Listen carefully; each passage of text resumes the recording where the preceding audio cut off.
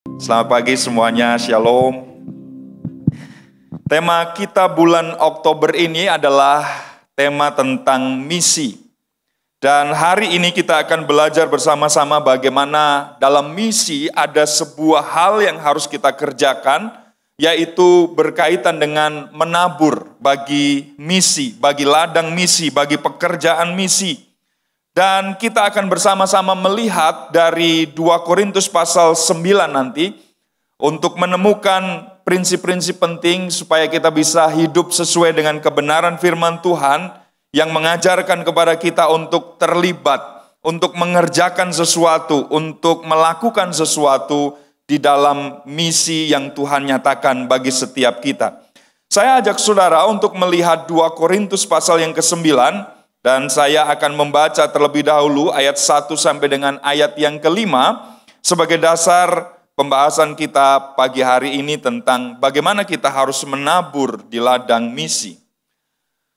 2 Korintus 9 ayat 1 sampai 5 berkata demikian, tentang pelayanan kepada orang-orang kudus, tidak perlu lagi aku menuliskannya kepada kamu. Aku telah tahu kerelaan hatimu, tentang mana aku megahkan kamu kepada orang-orang Makedonia. Kataku, Akaya sudah siap sejak tahun yang lampau, dan kegiatanmu telah menjadi perangsang bagi banyak orang.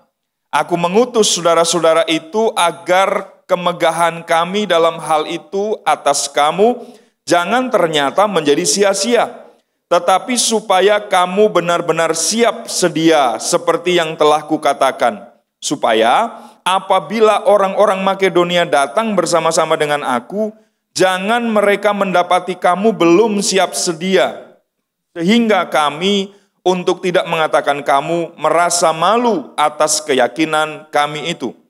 Sebab itu aku merasa perlu mendorong saudara-saudara itu untuk berangkat mendahului aku, supaya mereka lebih dahulu mengurus pemberian yang telah kamu janjikan sebelumnya, agar nanti tersedia sebagai bukti kemurahan hati kamu dan bukan sebagai pemberian yang dipaksakan.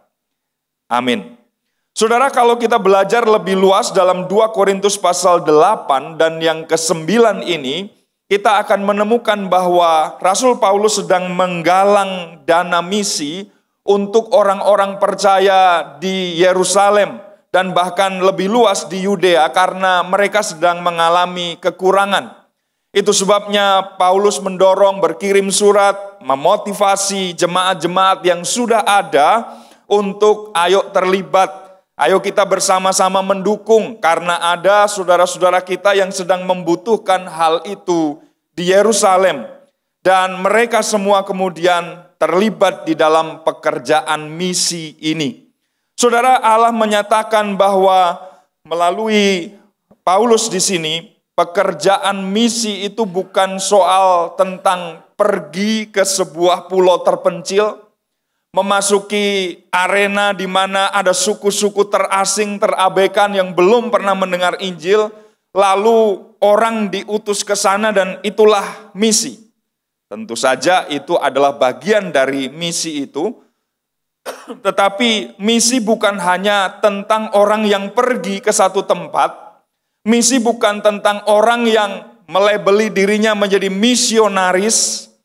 Tetapi juga setiap orang percaya yang mendukung itu dengan berbagai macam cara. Kita bisa mendukung misi dengan doa, mendoakan pekerjaan misi. Kita bisa mendukung misi dengan daya. Kita menjadi tenaga misi itu, kita yang pergi, tetapi kita juga bisa mendukung misi dengan dana, dengan finansial, dengan keuangan yang kita miliki.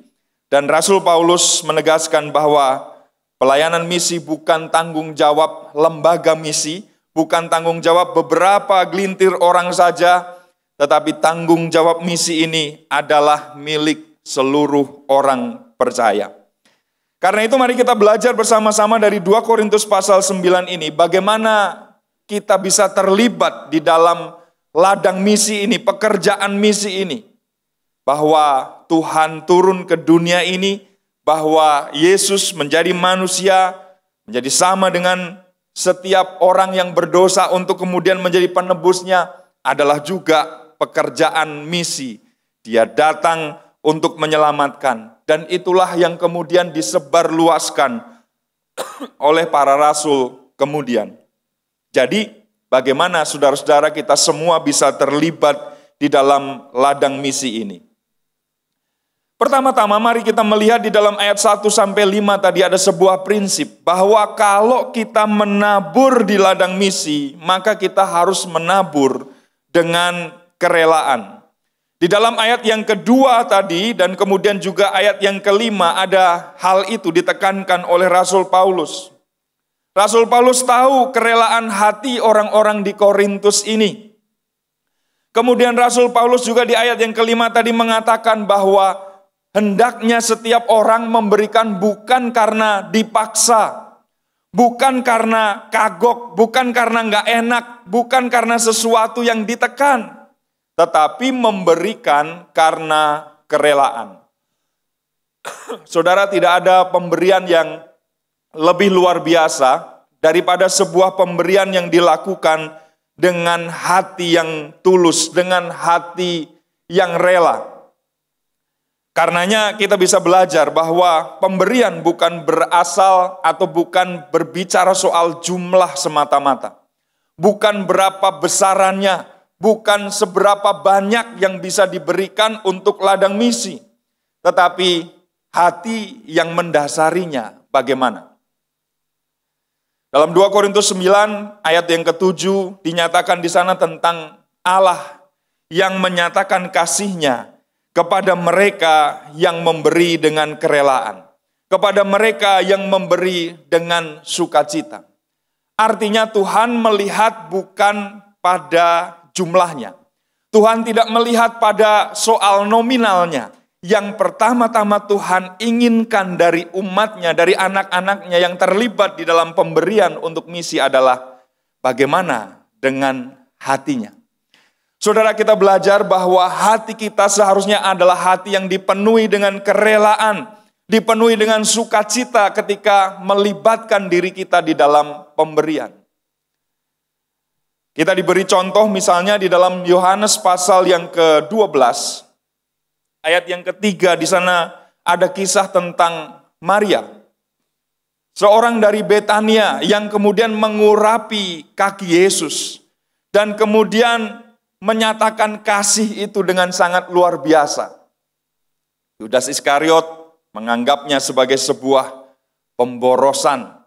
Sesuatu yang seharusnya tidak perlu dilakukan. Kenapa itu semua dihambur-hamburkan? Harusnya uangnya dipakai untuk ngasih kepada orang miskin dan seterusnya. Tetapi kita tahu bagaimana kemudian Tuhan menilai peristiwa itu. Menilai tindakan itu sebagai hal yang ternyata dilandasi hati yang mengasihi. Dilandasi oleh sebuah sukacita, sebuah ketulusan untuk memberi kepada Tuhan. Saudara, pemberian kita tentu saja sebesar apapun tidak akan pernah bisa dibandingkan dengan kekayaan Tuhan. Karena segala sesuatu adalah miliknya. Persembahan kita, sumbangan kita seberapapun banyaknya tidak akan pernah bisa sebanding dengan apa yang Tuhan sudah terlebih dahulu berikan kepada setiap kita. Itu sebabnya kita tidak pernah memberi kepada Tuhan dengan motivasi ini. Tuhan, ini paling besar loh. Tuhan, ini nominal yang paling luar biasa yang saya bisa berikan kepadamu. Tuhan, perhitungkanlah ini sebagai sesuatu yang menggerakkan hatimu untuk memberkati saya lebih lagi. Saya percaya kita semua tidak memberi dengan motivasi itu. Karena malu kita di hadapan Tuhan ketika bicara soal jumlah. Saudara, bukankah seringkali ini yang dinyatakan Tuhan kepada kita? Dia pribadi yang tidak mau berhutang kepada setiap kita. Kita mengalami banyak hal di dalam kehidupan kekristenan kita. Bagaimana Tuhan, bahkan ketika kita baru berniat untuk melakukan sesuatu, Tuhan sudah mendahuluinya dengan hal-hal yang luar biasa di dalam kehidupan kita. Kita baru mikir apa yang akan saya lakukan untuk pekerjaan misi. Baru tercetus ide di dalam diri kita. Saya mau terlibat dalam pembangunan rumah Tuhan di daerah misalnya, baru kepikiran, Tuhan sudah terlebih dahulu bergerak untuk menyediakannya kepada setiap kita. Karena itu rasanya kalau kita ngomong soal jumlah kepada Tuhan, kalau kita tawar-menawar soal besaran yang kita berikan kepada Tuhan dan kita kemudian menganggap bahwa ini yang paling besar yang bisa saya berikan kepada Tuhan. Rasanya kita adalah pribadi-pribadi yang harus berkaca. Tuhan terlebih dahulu sudah memberkati kita, menyatakan kebaikan-kebaikannya kepada kita, memberikan apa yang kita perlukan di dalam kehidupan kita, memelihara kita sampai pada hari ini. Itulah sebabnya ketika kita terlibat, satu-satunya hal yang melandasi kita untuk memberi adalah karena ada ketulusan, karena ada kerelaan. Saudara, Barnabas menjadi contoh lain. Bagaimana dia memberikan tanah miliknya. Bukan karena dipaksa, bukan karena diminta, tetapi ada sebuah kerelaan. Dia berkata, saya tahu gereja Tuhan memerlukannya. Saya tahu ini adalah pekerjaan Tuhan yang sedang membutuhkan. Karena itu inilah yang bisa saya berikan. Saudara, Kisah Para Rasul 4 mencatat bagaimana Barnabas kemudian menyerahkan ladang miliknya, tanah miliknya, dan dipakai untuk pekerjaan Tuhan. Saudara, kerelaan adalah sesuatu yang dinyatakan di dalam bagian ini. Karena itu ketika kita juga mau terlibat di dalam ladang misi, secara khusus ketika kita mau memberikan persembahan kita, ketika kita mau terlibat di dalam pekerjaan Tuhan melalui apapun itu, melalui gereja lokal, melalui lembaga, melalui yayasan, melalui apapun itu. Jangan pernah berpikir bahwa saya yang paling besar, saya yang paling jago, saya yang paling hebat. Mari kita memberi dengan sebuah sikap. Semua sudah Tuhan cukupkan, semua Tuhan sudah berikan, semua terpelihara sempurna oleh Tuhan. Semua disiapkan oleh Tuhan dengan segala hal yang terbaik. Masa saya mau hitung-hitungan lagi dengan Tuhan? Saya mau memberi dengan kerelaan. Saya mau memberi dengan segala sesuatu yang merupakan ketulusan di dalam hati saya. Ibu Teresa pernah menyatakan, bukan soal seberapa banyak kita memberi, tetapi seberapa besar kasih yang melandasi, yang kita taruh di dalam pemberian itu. Karena itu jumlah nominal yang besar, tetapi kalau tidak ada kasih yang melandasinya, saya rasa itu adalah sesuatu yang tidak akan pernah menjadi berkat. Tetapi mungkin jumlahnya kecil, tetapi dilandasi dengan kasih yang besar, dengan ketulusan yang besar. Saya percaya itu semua akan menjadi berkat bagi orang-orang yang kemudian akan menerimanya. Saudara yang dikasihi Tuhan, kita belajar bagaimana ketulusan, bagaimana kerelaan adalah dasar yang membuat setiap kita seharusnya bergerak di dalam pemberian. Tidak akan ada sesuatu yang kita bisa nikmati kalau kita memberi dengan keterpaksaan. Tidak ada sesuatu yang akan kita bisa terima sebagai sebuah berkat rohani kalau kita memberi karena ada tekanan-tekanan atau karena ada kepentingan-kepentingan yang lain. Tapi mari kita belajar sebagaimana Allah merelakan anaknya yang tunggal. Bagaimana Abraham, gambaran itu sangat luar biasa, merelakan Ishak. Bagaimana orang-orang di dalam kehidupannya, di dalam Alkitab memberi, merelakan. Karena sudah terlebih dahulu menerima dari Tuhan. Secara demikianlah kita memberikan persembahan kita. Mari kita memberi di ladang misi, mari kita terlibat di dalamnya dengan kerelaan yang melandasinya. Prinsip yang kedua yang kita bisa pelajari dari 2 Korintus pasal yang ke-9 adalah bahwa setiap kita dipanggil untuk menabur dengan iman.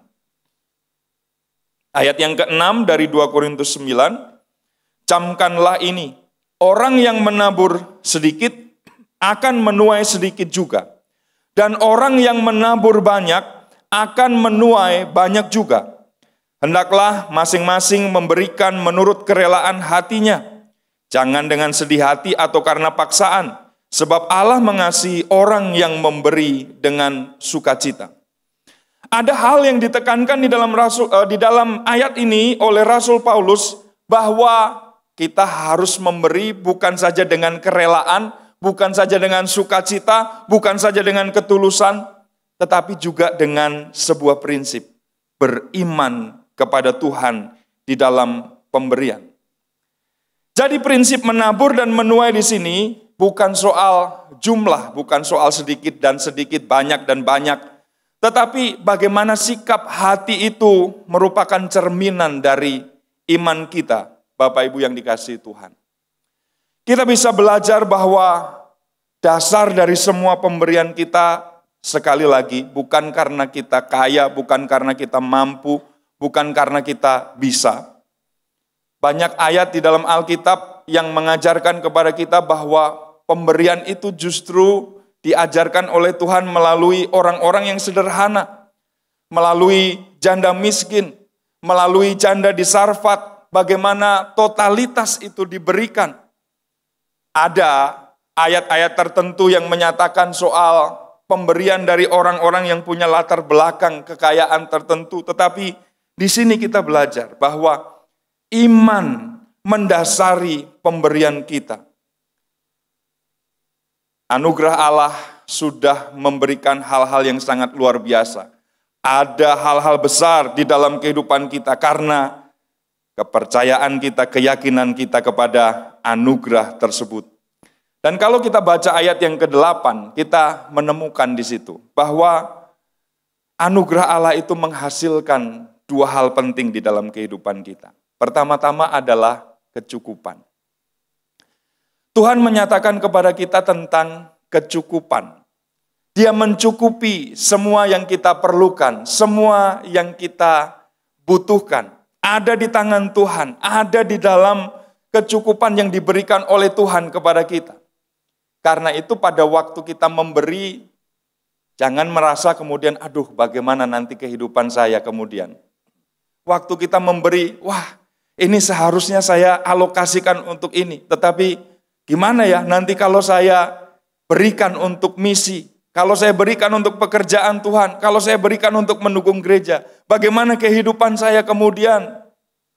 Saudara, Tuhan menjanjikan di dalam bagian ini oleh anugerahnya, kecukupan adalah sesuatu yang akan diberikan kepada setiap kita. Bahkan yang kedua, sangat luar biasa di dalam ayat yang ke-8 dikatakan, kita bukan hanya mendapatkan kecukupan dari Tuhan, kita bahkan mendapatkan kelebihan dari Tuhan. Itulah sebabnya kenapa kita harus memberi, bukan karena ketakutan, bukan karena nggak enak, bukan karena terpaksa, tapi dengan percaya. Apa yang saya berikan ini bukan untuk memancing Tuhan, bukan untuk memaksa Tuhan juga, ayo Tuhan berkati saya udah rela, saya udah memberikan ini, saya udah mengalokasikan semuanya ini. Tetapi dengan sebuah landasan, bahwa Tuhan pasti akan mencukupkan, bahkan memberikan kepada setiap kita kelebihan ketika kita memberi. Sukacita kita muncul karena kita tahu bahwa kita sedang mengambil bagian di dalam rencana Allah menyelamatkan jiwa-jiwa. Saudara, pemberian kita adalah pemberian yang akan dilandasi dengan kerelaan, dilandasi dengan iman, percaya ada kecukupan, percaya ada kelebihan. Kalau kita tahu bahwa kita sedang melakukan sesuatu di dalam pekerjaan Tuhan.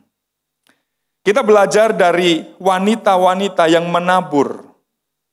Mereka sebelumnya bukan orang percaya. Mereka sebelumnya tidak pernah mengenal Kristus, tetapi wanita-wanita yang dicatat di dalam Lukas pasal 8, mari bersama-sama kita melihat ini. Lukas 8 ayat 1 sampai dengan ayat yang ketiga. Firman Tuhan berkata demikian. Tidak lama sesudah itu Yesus berjalan berkeliling dari kota ke kota dan dari desa ke desa memberitakan Injil Kerajaan Allah. Ke-12 muridnya bersama-sama dengan dia. Dan juga beberapa orang perempuan yang telah disembuhkan dari roh-roh jahat atau berbagai penyakit, yaitu Maria yang disebut Magdalena, yang telah dibebaskan dari 7 roh jahat, Yohana istri Kuza, bendahara Herodes, Susana, dan banyak perempuan lain. Perempuan-perempuan ini melayani rombongan itu dengan apa, saudara? Kekayaan mereka. Ada 3 perempuan setidaknya yang disebut di sini, meskipun Alkitab juga menyatakan ada lebih banyak lagi perempuan yang ikut di dalam rombongan pelayanan itu. Tapi lihatlah Maria Magdalena, seorang yang sudah dibebaskan dari ke-7 roh jahat. Angka 7 itu angka khas Israel yang menyatakan tentang keutuhan atau kesempurnaan, kira-kira begitu. Jadi kalau ada seorang yang dirasuki 7 roh jahat, itu berarti kerasukannya nggak ecek-ecek, nggak main-main. Ini seorang yang terlibat di dalam sebuah peristiwa yang sangat buruk pada masa lalu, karena roh jahatnya komplit lah. Semuanya ada di situ. Tapi kemudian dia dibebaskan dan Maria Magdalena ini melayani rombongan itu dengan kekayaan yang dia miliki. Yohana istri Kusa, bendaharanya Herodes, seorang yang kemudian berjumpa dengan kebenaran, mengenal Kristus. Susana juga akhirnya memberikan hidup mereka untuk melayani. Dan salah satunya adalah dengan kekayaan, dengan harta milik yang mereka serahkan untuk melayani Tuhan. Saudara, belajar dari wanita-wanita ini. Sesudah mereka beriman kepada Kristus, sesudah mereka berjumpa kepada kebenaran ini, sesudah mereka diubahkan kehidupannya, mereka memberi. Mereka bukan saja memberikan hidup mereka, tetapi apa yang mereka miliki, kekayaan mereka, harta milik mereka, juga mereka berikan, mereka persembahkan kepada Tuhan. Ada seorang Yahudi namanya Anne Frank. Dia mengatakan bahwa no one is ever become poor from giving. Nggak ada kamusnya, nggak ada ceritanya. Kalau orang-orang itu jadi miskin, jadi terlantar, gara-gara dia memberi. Nggak ada ceritanya orang yang merelakan semua untuk Tuhan. Memberi dengan iman, memberi dengan sukacita, memberi dengan kerelaan. Kemudian menjadi terlunta-lunta di dalam kehidupannya.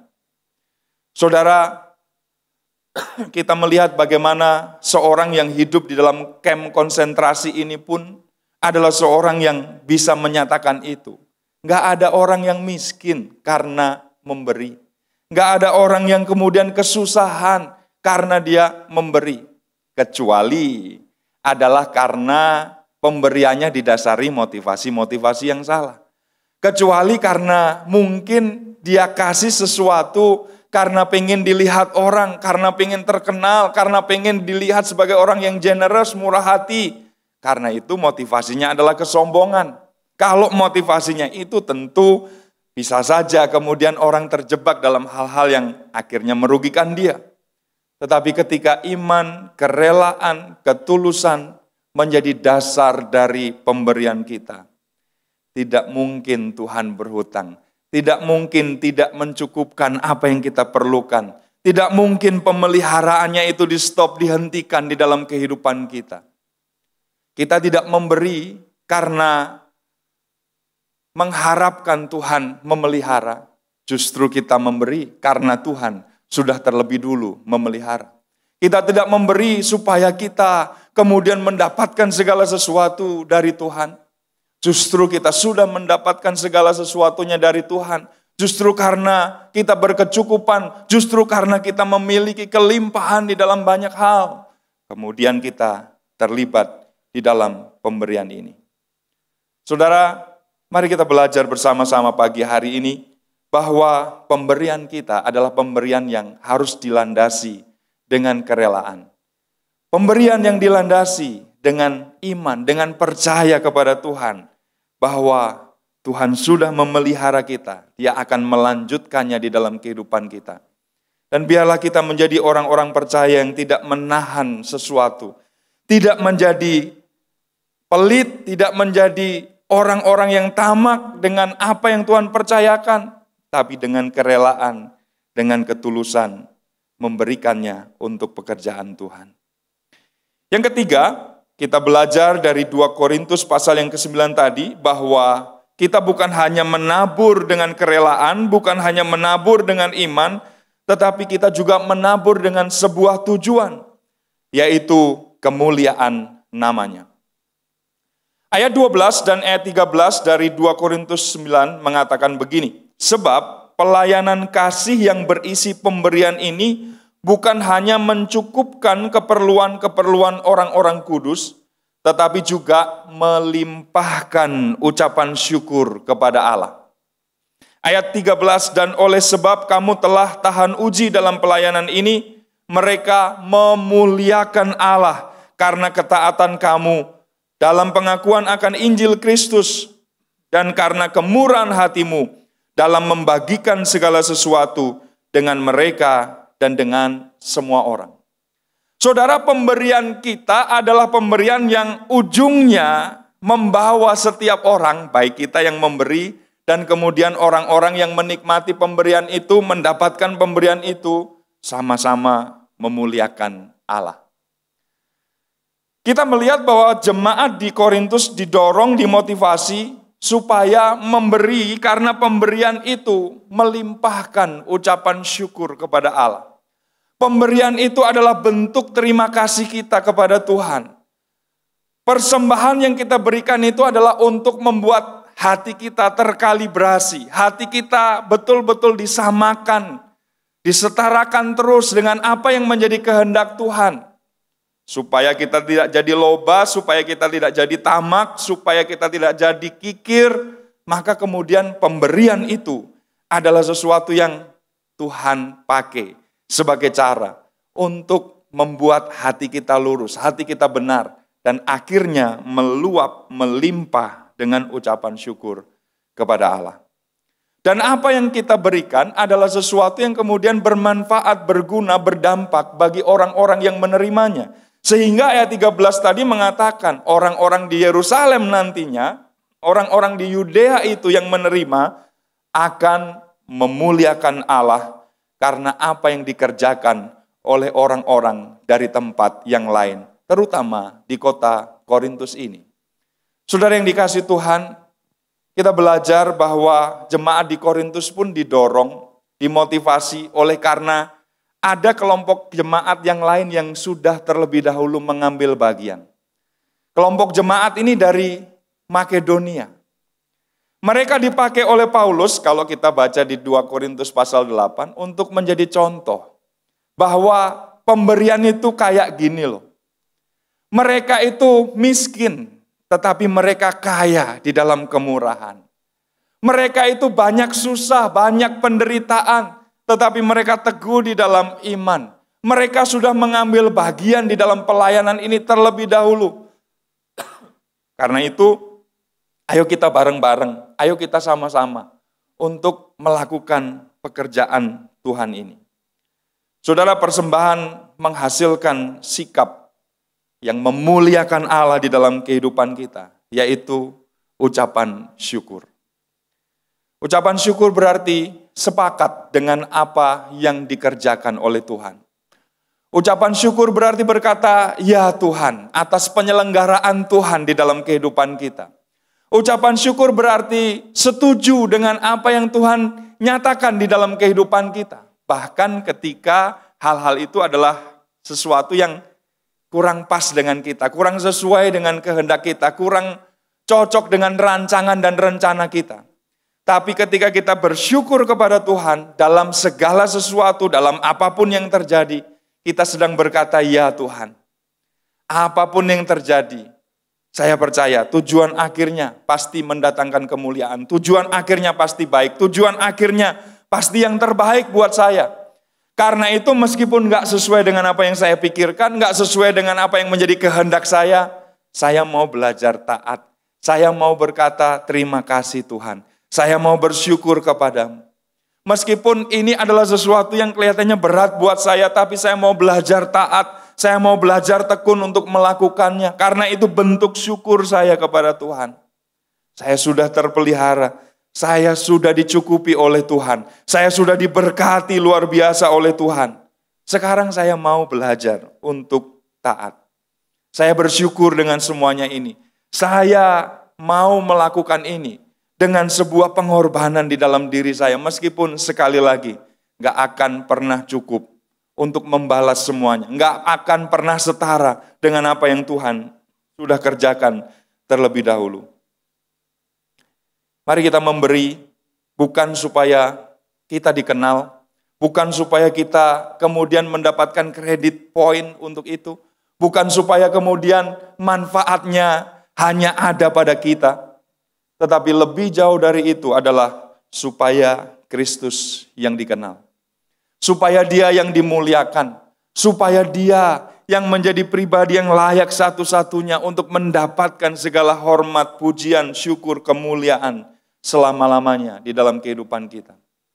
Dan biarlah saudara yang dikasihi Tuhan, ketika kita memberi, kita selalu mengingat, biar ada pekerjaan Tuhan yang terjadi di dalam kehidupan orang lain. Mungkin kita belum pernah pergi ke luar pulau, ke sebuah tempat, ke satu daerah, di mana orang-orang di situ, orang-orang percaya di situ membutuhkan tempat ibadah. Tetapi doa kita sudah pernah pergi ke sana. Tetapi dana kita yang kita persembahkan sudah sampai ke sana. Dan biarlah kemuliaan Tuhan itu juga yang akan mengubahkan sesuatu yang terjadi. Kita mungkin gak melihat secara langsung, tetapi apa yang kita lakukan dari jauh adalah sesuatu yang pasti akan membuat sesuatu terjadi. Membuat perubahan dalam kehidupan orang terjadi. Membuat orang menjadi cinta Tuhan. Membuat orang kemudian bersyukur dengan segala sesuatu. Membuat orang kemudian jadi dekat dengan Tuhan. Dan apa yang kita kerjakan, sekali lagi ujungnya biarlah pada kemuliaan nama Tuhan. Langkah-langkah kecil yang kita kerjakan, saudara, bisa membuat perubahan-perubahan besar di luar sana. Di luar pulau, di luar negeri, di tempat-tempat yang tidak pernah kita bayangkan. Karena itu, mari kita melakukan apa yang kita tabur di ladang misi ini. Dengan kesungguhan, dengan kerelaan, dengan sebuah keyakinan iman di dalam Tuhan. Bahwa ada sesuatu yang akan terjadi. Saudara, saya mengakhiri dengan bagian ini. Ada sebuah suku di Ekuador, Amerika Latin. Namanya suku Waodani atau kadang-kadang disebut Huaorani. Suku ini adalah suku yang sangat kejam, dikenal sebagai suku yang sadis dan kemudian sering terjadi saling bunuh di antara mereka. Lalu ada lembaga misi dari Amerika Serikat yang melihat, memetakan negara ini dan kemudian secara khusus melihat suku Waodani ini sebagai sasaran misi mereka. Dan lembaga ini kemudian mengutus 2 orang, namanya Tim Elliott dan Nate Saint. Tim dan Nate diutus. Dan saudara tahu bahwa karena kekejaman suku ini, karena saling bunuh yang sering terjadi di suku ini, maka kemudian mereka, 2 orang misionaris ini, adalah 2 orang yang akhirnya terbunuh di wilayah itu, di daerah itu, di dalam suku itu. Apakah kemudian pekerjaan misi berhenti? Justru pekerjaan misi itu kemudian dilanjutkan oleh istri mereka masing-masing. Elizabeth Elliott dan kemudian juga Rachel Saint melanjutkan pekerjaan misi itu. Mereka melihat bahwa suami mereka sudah terbunuh, tetapi ada kasih, ada keinginan untuk memberikan hidup mereka bagi pekerjaan misi. Dan kemudian mereka berangkat masuk ke suku ini. Mulai berkenalan, membangun hubungan hidup dengan mereka. Tentu saja dengan resiko-resiko yang besar, tetapi hati yang diberikan, hidup yang dipersembahkan, didukung oleh lembaga misi mereka, gereja mereka yang tekun untuk mendukung mereka di dalam dana. Maka kemudian wajah suku Waodani ini berubah. Dari suku pembunuh, dari suku pendendam, mata rantai dendam itu terus-menerus terjadi di suku itu. Jadi kalau ada satu orang dibunuh, maka anggota keluarganya kemudian merancangkan untuk membalasnya. Begitu terus, nggak pernah putus mata rantai itu. Tetapi kemudian wajah yang sedemikian kejam itu, pembunuh, pendendam, menjadi suku yang pendamai. Karena apa? Ada orang-orang yang mau berkorban. Ada orang-orang yang memberikan hidup mereka. Ada orang-orang yang mungkin ada situasi-situasi yang menakutkan, tapi mereka terus berjalan, mereka terus bergerak.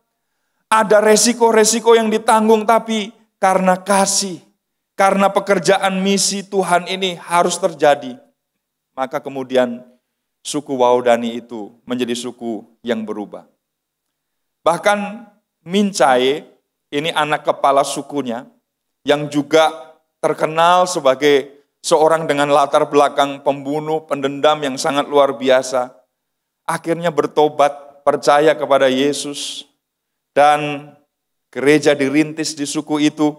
Dia menjadi penatua di gereja itu akhirnya, dan sebagaimana dia sudah menerima Injil Kristus, dia meneruskan Injil itu kepada banyak orang di suku itu. Suku yang tidak memiliki masa depan, suku yang kehidupannya selalu diwarnai dengan pembunuhan, dengan dendam yang tidak habis-habisnya itu, diubahkan oleh Injil Kristus. Dan kemudian saudara, ada sukacita yang besar, nama Tuhan yang dipermuliakan, nama Tuhan yang dipuji di suku itu. Saudara, apa yang kita lakukan, semuanya untuk kemuliaan Allah. Saya percaya tidak ada sukacita yang lebih besar daripada sukacita penuaian yang terjadi. Sukacita karena jiwa-jiwa yang datang kepada Tuhan. Sukacita karena ucapan syukur yang diberikan oleh orang lain. Sukacita karena nama Tuhan yang kemudian diperdengarkan oleh karena apa yang kita kerjakan. Dari Tasikmalaya kita tidak bisa mungkin menjangkau banyak dengan daya kita. Kita tidak bisa pergi kemana-mana dalam waktu yang mungkin lebih panjang. Kita mungkin hanya bisa melihat tayangannya di media. Kita mungkin hanya melihat petanya. Oh, pulau ini adanya di sini. Oh, kecamatan ini adanya di sini. Oh, gereja ini yang kita bantu bareng-bareng adanya di tempat ini. Tetapi kita percaya, meskipun kita tidak sampai ke sana, tetapi doa-doa kita mengubahkan. Tetapi langkah-langkah misi kita dengan memberikan apa yang kita bisa persembahkan adalah sesuatu yang akan mengubahkan. Itu sebabnya jangan pernah berhenti untuk memberi, menabur di ladang misi. Karena kita akan menuai banyak hal di dalam kehidupan kita. Sukacita yang sangat luar biasa. Karena ada orang-orang yang dijamah, disentuh oleh kebenaran. Dan pada akhirnya mereka memberikan hidup mereka untuk Tuhan. Saya mengundang pemain musik. Bapak Ibu yang dikasihi Tuhan, pagi hari ini mari bersama-sama kita memperbaharui komitmen kita masing-masing. Supaya Tuhan, saya bukan hanya diberkati. Tuhan, saya bukan hanya menerima. Saya bukan hanya orang yang punya karunia menikmati. Tapi biarkan saya juga terlibat di dalam misi. Dan kalau saya tidak bisa pergi dengan tubuh saya, kalau saya tidak bisa menyerahkan hidup saya untuk menjadi misionaris, tapi biarlah doa-doa saya adalah doa-doa yang terus saya perdengarkan untuk misi. Kalau tidak bisa berdaya untuk pergi, biarlah sedikit dana yang saya miliki, saya berikan dengan kerelaan. Saya sampaikan ini dengan sebuah keyakinan. Tuhan yang akan memakainya untuk pekerjaannya. Mari bersama-sama kita tunduk kepala.